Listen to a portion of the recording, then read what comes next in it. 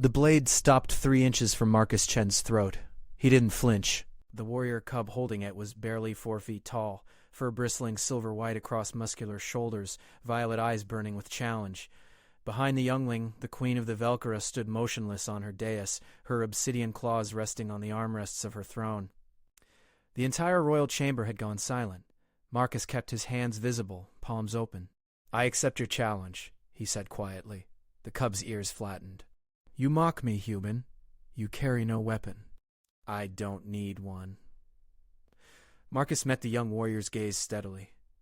"You asked me to prove I'm worthy to train your people. Fighting you proves nothing except that I'm bigger." A low growl rippled through the assembled warriors lining the chamber walls. The queen's tail twitched once, a movement so subtle Marcus almost missed it. He'd been studying Velkara body language for 3 months, ever since his transport crashed on their world. That tail twitch meant interest. The cub's blade wavered. "Then how will you prove yourself?" Marcus slowly reached into his jacket pocket. 20 weapons trained on him instantly. He pulled out a small wooden box and set it on the polished stone floor between them. "By teaching you something more valuable than swordplay." "What is this?" The cub kicked the box with one clawed foot. "A game called chess." Marcus knelt and opened the box, revealing black and white pieces carved from indigenous wood. "It's how humans learn strategy. How we train our commanders." The young warrior's mother, General Scarth, stepped forward from her position beside the throne. Her silver-streaked fur and battle scars commanded immediate respect. "My son Corval has trained since he could walk. He has defeated warriors twice his age in the combat circles. What can your sitting game teach him that the blade cannot?" Marcus arranged the pieces on the board with deliberate care. "The blade teaches you how to win a fight. Chess teaches you how to win a war." He looked up at the general, then at the queen. "Your Majesty lost 3 colonies last year to the Drakon Imperium, not because your warriors weren't brave enough. The battle reports say they fought to the last defender." The temperature in the room seemed to drop. No one spoke of the lost colonies. "Not in the queen's presence. You overstep, human." General Scarth's hand moved to her weapon. "He speaks truth." The queen's voice cut through the tension like a thermal blade. Everyone froze. She leaned forward, her ancient eyes fixed on Marcus. "Continue. Your warriors are fierce. Individually, each one is worth 3 of any enemy. But the Drakon don't fight fair. They fight smart. They sacrifice positions to gain territory. They trade losses for strategic advantage. They think 10 moves ahead." He gestured to the chessboard. "This game teaches that kind of thinking. It teaches patience, sacrifice, reading your opponent's intentions before they know them themselves." Corval stared at the carved pieces, his blade lowered slightly. "How does it work?" "Sit." Marcus indicated the floor across from him. "I'll show you." General Scarth's jaw tightened, but she gave a single nod. Corval sheathed his blade and sat cross-legged, his tail curling around his feet in the formal posture of a student. Marcus explained the pieces and their movements. Corval listened with fierce concentration, interrupting only to ask sharp, tactical questions. Within minutes, Marcus realized the young warrior had a gift for spatial reasoning that most human players took years to develop. "The queen is the most powerful piece," Marcus said, moving the carved figure. "But the king is the most important. Protect your king at all costs." "Why?" Corval tilted his head. "In battle, the strongest should lead. In battle, yes. In war, the leader who survives longest often wins." Marcus set up the first basic scenario. "Your move." The young warrior's eyes darted across the board, calculating. He moved again, more carefully this time. Around them, the warriors began to drift closer. Marcus felt their attention like physical pressure. The queen descended from her dais, her ceremonial robes whispering against stone. She stood behind Corval, watching. The game progressed. Corval played aggressively at first, attacking every chance he got. Marcus defended patiently, letting the cub overextend. Then, with 3 precise moves, he trapped Corval's queen. "No!" The young warrior's claws scraped against stone. "I didn't see... 'Cause you were focused on attacking." Marcus reset the board. "Again? This time, think 3 moves ahead before you act." This game lasted longer. He started to anticipate traps, to question his aggressive instincts. When Marcus finally achieved checkmate, the cub's eyes were bright with understanding. "Another?" Corval demanded. They played until the twin sun set outside the chamber windows. Corval lost every game, but each loss taught him something new. His questions grew more sophisticated. His strategies evolved. Finally, the Queen spoke. Enough. Mother, I was about to... You have proven the human's worth? The Queen's gaze fixed on Marcus. And he has proven yours, my son. You learn more in these hours than in months of blade practice. General Scarthus stepped forward. Her expression was unreadable. What do you want in return for this knowledge, human? Marcus carefully packed the chess pieces. Passage off-world when your next supply ship arrives. Nothing more? No. The Queen's tail lashed once. You will stay. You will teach this strategy to all our warriors. It wasn't a request. Marcus met her eyes and saw the weight of lost colonies, of warriors who died bravely but uselessly, of an enemy that was slowly winning through superior tactics. He saw desperation masked as command. I'll stay, he said quietly. On one condition. No one gave conditions to the Queen. Name it. Her voice was ice. Corval becomes my first student. If I'm going to teach your people to think strategically, I need to prove the method works. Let me train him properly and he'll show the others what's possible. The Queen looked at her grandson. Corval sat straighter, trying to appear worthy of the challenge. She turned to General Scarth, who gave the slightest nod. Agreed, the Queen said. But know this, Marcus Chen. If you fail, if this is deception, there will be no mercy. Understood, Your Majesty. The Queen gestured to her guards. Provide him quarters, resources, whatever he requires. She looked at Corval. You will report your progress to me personally, every day. Yes, grandmother. The young warrior's voice shook slightly with pride. As the assembly dispersed, General Scarth approached Marcus. My son sees you as a curiosity now, a challenge. But if you truly intend to teach him, you should know he lost his father in the last colony defense. He blames himself for not being old enough to fight. So much suddenly made sense. The aggressive challenge, the desperate need to prove himself, the fierce concentration during their games. I'll keep that in mind, General. See that you do? And human? The Queen spoke truly. We have no mercy for those who betray us. I'm not here to betray anyone. I'm here to help you win. We shall see. That night, in the quarters they'd assigned him, Marcus stared at the chessboard. Outside his window, the alien city glittered under unfamiliar stars. He'd crashed on this world by accident, survived by luck, and now found himself at the center of something far larger than his own survival. He picked up the carved king piece, turning it in his fingers. In 3 months, the supply ship would arrive. He could leave, return to human space, file his reports about the Velkara civilization, or he could stay. He could teach. He could help them develop the strategic thinking that might save their remaining colonies. He thought of Corval's fierce determination, of the Queen's desperation hidden behind royal authority, of General Scarth's grief for lost warriors who'd fought bravely but died anyway. Marcus set down the king piece and began sketching training scenarios on the digital pad they'd provided. He had work to do. The next morning, Corval arrived before dawn, blade still strapped to his side but eyes bright with anticipation. I've been thinking about yesterday's games, he said, without preamble. I know where I went wrong. Show me.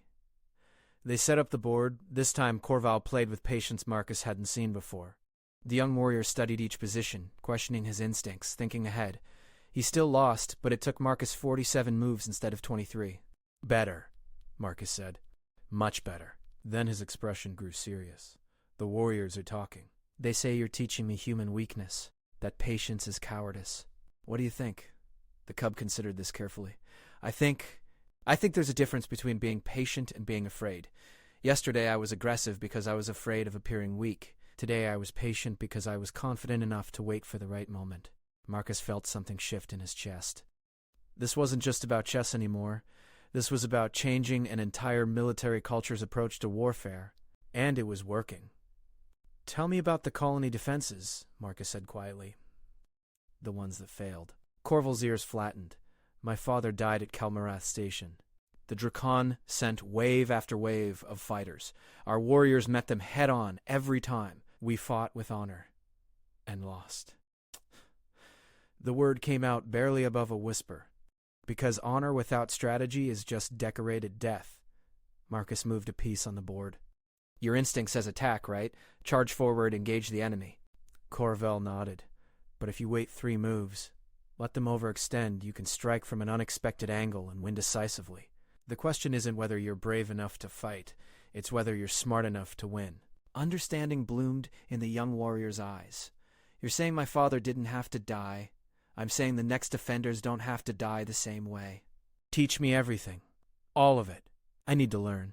Over the following weeks, word spread through the military complex. Warriors began gathering outside Marcus's quarters, watching through windows as he trained Corval. The young cub's progress was undeniable. His tactical thinking sharpened daily. More importantly, his entire approach to combat scenarios was evolving. General Scarth observed several sessions, saying nothing, her expression unreadable. Then one morning, she arrived with 5 of her senior commanders. "We will learn this chess," she announced. "All of us." The commanders, warriors who'd spent decades fighting, approached the simple wooden pieces with skepticism. But as Marcus walked them through basic games, he saw the same transformation he'd witnessed in Corval. These weren't stupid fighters. They were brilliant tacticians who'd never been given the conceptual tools to think beyond individual combat. The Queen attended the 10th session unannounced. She sat in the back of the training room, silent and observant. When Marcus demonstrated a sacrificial gambit, trading a queen to achieve checkmate 3 moves later, she leaned forward with predatory interest. "Again," she commanded. "Show me that sequence again." The queen stood and approached the board. Her claws traced the pattern of movement. "We sacrificed an entire battalion at Cortex to hold a choke point. The enemy withdrew." "We called it victory?" "Was it?" Marcus asked carefully. "The Drakon took 2 undefended mining facilities while we held that choke point. We gained nothing. Lost everything." Her voice remained level, but Marcus heard the rage underneath. "They sacrificed a small force to misdirect us." "Exactly what I just did on the board." The Queen's eyes locked onto his. "Can you teach my commanders to see these patterns in real engagements? To predict enemy movements the way you predict mine in this game?" "Yes, Your Majesty, but it requires changing how they think about combat entirely." "Then change it." She turned to General Scarth. "Make this training mandatory for all tactical officers. I want results within 3 months." 3 months? The general's ears flattened. "Your Majesty, a cultural shift of this magnitude. 3 months until the Drakon offensive resumes. According to our intelligence, they're regrouping. We need these new tactics operational before they strike again." The weight of that deadline settled over the room like a physical thing. Marcus felt it in his bones. This wasn't theoretical anymore. This wasn't about teaching a game. This was about preventing another Kelmarath station. "I'll need help," Marcus said. "Corval and the commanders who've already trained, they need to start teaching others. We can create a cascade effect. Make it happen." Training intensified. Marcus worked 18-hour days, rotating between groups of officers, creating scenarios based on actual Drakon tactics from past battles. Corval proved invaluable, translating Marcus's human concepts into Velkara military terminology. The young warrior's understanding of strategy had evolved beyond simple chess games. He was beginning to see the larger patterns, but resistance grew too. Conservative military factions saw the new training as an insult to traditional warrior culture. Several senior officers publicly challenged Marcus's methods. One demanded a formal combat trial to prove chess players couldn't match true warriors. Marcus accepted the challenge. In front of the entire command staff, he faced off against Commander Thexkal, a veteran of 40 battles. The rules were simple. Tactical simulation using holographic battlefield projections. Both commanders controlled equal forces. Thexkal attacked aggressively, just as Marcus expected. The traditional Velkara approach, overwhelming force at the point of contact. Marcus defended, let the enemy overextend, then struck at exposed supply lines. Thexkal's forces, cut off from resources, collapsed in simulated chaos.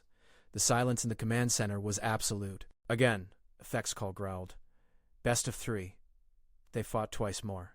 Marcus won both times using different strategies, one through patient attrition, another through a sacrificial feint that drew the enemy into an ambush.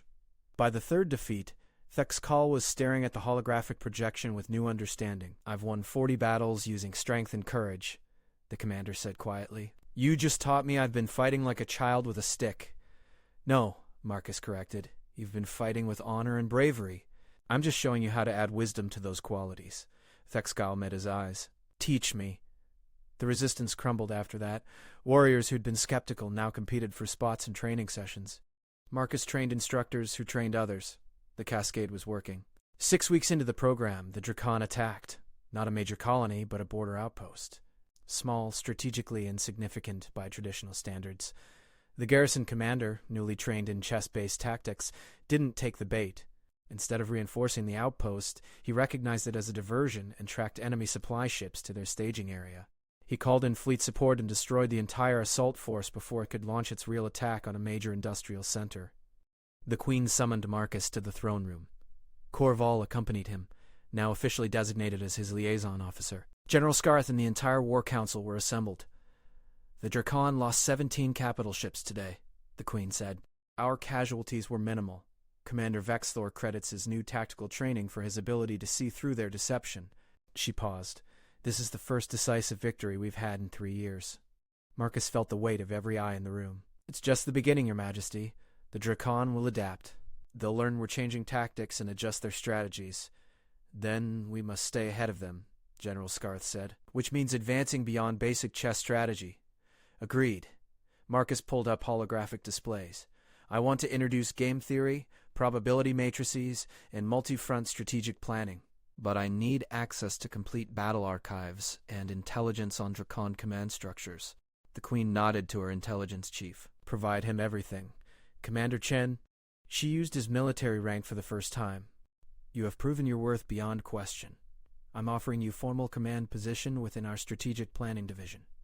Marcus felt the moment's significance. Accepting meant abandoning any hope of returning to human space. Declining might seem like rejection of their trust. I'm honored, Your Majesty. But I'm not Velkhara. Your warriors need to lead themselves. Wise words, the Queen said.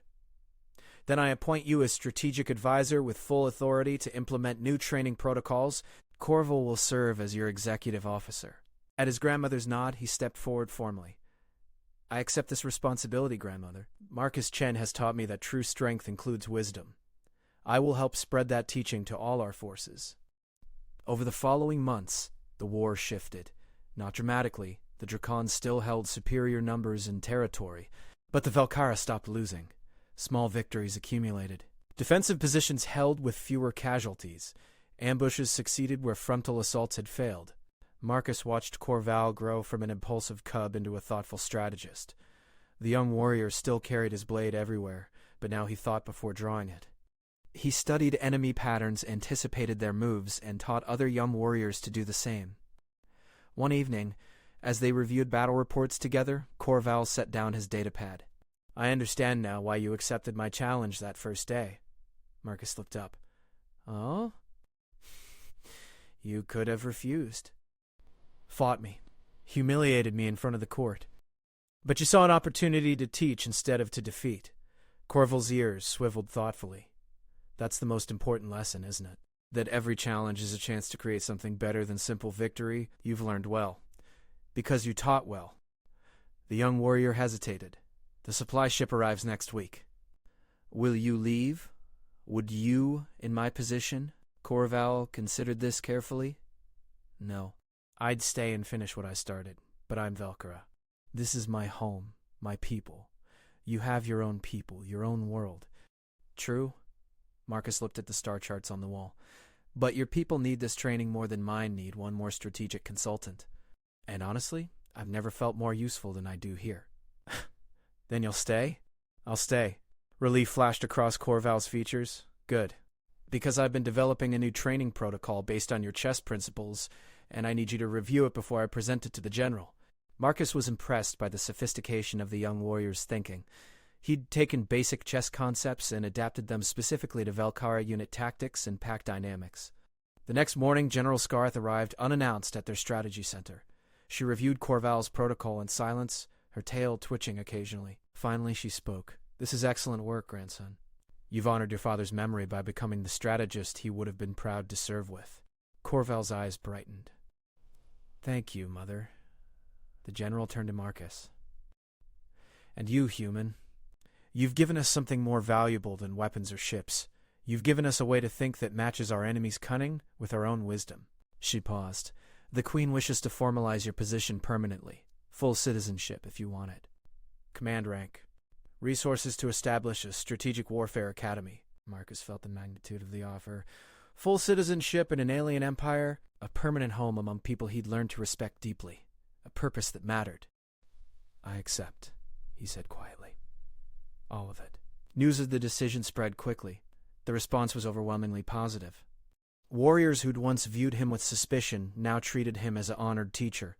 The chess sets he'd carved became treasured training tools throughout the military. But the Drakon weren't idle. Intelligence reports showed them analyzing Velkara tactical shifts, trying to understand the new strategic approach. The enemy was adapting. Marcus called an emergency session with the War Council. They're learning, he said, displaying captured Draken communications. They know we've changed tactics. They're preparing counter-strategies. Then we must evolve again, the Queen said. What do you propose? Marcus brought up complex holographic displays. We need to move beyond reactive tactics into predictive strategy. I want to establish a war gaming center where we simulate Draken command decisions, anticipate their moves before they make them. We assign teams to play as the Drakon. They study enemy psychology, past decisions, resource constraints. They try to beat our defenses using Drakon methods. Then our defensive teams counter them. We iterate constantly, staying ahead of enemy innovations. You're proposing we teach our warriors to think like the enemy? Exactly. The best way to defeat an opponent is to understand them completely, to anticipate their choices before they make them. The War Council debated for hours. Finally, the Queen raised her hand for silence. We will implement this war gaming center. Commander Chen, you will oversee its creation. Corval, you will recruit the most innovative tactical minds from our forces. She stood. The Drakon adapted to strength. They adapted to courage. Now we will show them what happens when prey learns to think like predators. The Wargaming Center became operational within a month. Marcus had never worked harder in his life. Designing scenarios, training red teams to think like Drakon commanders, teaching blue teams to counter innovative enemy strategies. It was exhausting and exhilarating in equal measure. Corval proved instrumental in recruiting talent. The young warrior had developed an eye for strategic thinking that went beyond academic scores or combat records. He found brilliant tacticians in unexpected places, a logistics officer who could predict supply chain vulnerabilities, a junior pilot with uncanny ability to anticipate enemy flight patterns, even a medical officer whose understanding of trauma patterns revealed weaknesses in enemy battle plans. The first real test came 4 months later. Draken forces massed near the industrial colony of Thalmec. Every indicator suggested a major assault. Traditional response would be to reinforce the colony, prepare for siege. But the wargaming teams had run this scenario 17 times. Every simulation showed the same pattern. Thalmec was the diversion. The real target was the shipyard complex 2 systems away. Marcus presented the analysis to the Queen. If we reinforce Thalmec, we lose the shipyards. If we defend the shipyards and let Thalmec fall, we lose face but preserve our ability to build new ships. There's a third option, Corval interjected. He brought up a new tactical display. We appear to reinforce Thalmec. Make it obvious. But our actual forces position here, he highlighted a stellar corridor where they can respond to either target. When the Draken commit to the shipyards, we're already in position to intercept. General Scareth studied the plan. This requires precise timing and intelligence. If we're wrong about their real target, we're not wrong, Marcus said firmly. The war games have been consistent. This is their pattern. The Queen's claws drummed against her armrest. Implement Corval's plan. But know this. If the shipyards fall, the responsibility is mine alone. Your Majesty, Marcus started. Enough! She silenced him with a gesture. A leader who cannot shoulder failure has no right to claim victory. Proceed. The waiting was agonizing. Velkara forces moved into position, maintaining the appearance of reinforcing Thalmec while actually preparing to defend the shipyards. Intelligence tracked Drakon movements. The enemy fleet approached Thalmec, just as predicted. Then, at the last moment, they pivoted. 16 Drakon capital ships broke formation and burned hard toward the shipyards. Exactly as the war games had predicted. Velkara forces were waiting. The battle was brief and decisive. Caught by surprise, the Drakon fleet broke and retreated with heavy losses. The shipyards remained secure. More importantly, Thalmec held with minimal forces. The colony defenders, trained in new tactics, used mobile defense strategies to keep the Draken probing forces off balance until they withdrew in confusion. The War Council assembled to review the victory. Corval presented the tactical analysis, his voice steady and professional. Marcus watched with quiet pride as the young warrior broke down each decision point, explaining how wargaming had prepared them for every Drakon move. When Corval finished, the queen stood. 3 years ago, we were losing this war. Our bravest warriors died in honorable defeats that meant nothing. Today, we won decisively because we thought rather than simply fought. She turned to Marcus. You have transformed more than tactics, Commander Chen. You've transformed our entire approach to survival. Not me, Your Majesty. Your people did this. I just taught them a game. You taught us to think like humans, General Scarth said. To value strategy equal to courage. That lesson may have saved our civilization. Later that night, Marcus and Corval stood on the observation deck, watching stars wheel overhead. The young warrior had grown significantly in the past year, now nearly as tall as Marcus, his silver fur beginning to show the darker patterns of maturity. Do you ever regret staying? Corval asked quietly. Marcus considered the question honestly. He thought of Earth, of the career he'd left behind, of family and friends who probably thought him dead. Then he thought of the warriors he'd trained, the lives saved by better tactics, the civilization that might survive because one man taught them chess. No, he said finally. No regrets at all. Because Mother is pregnant again. She wants you to be there when my sibling hatches.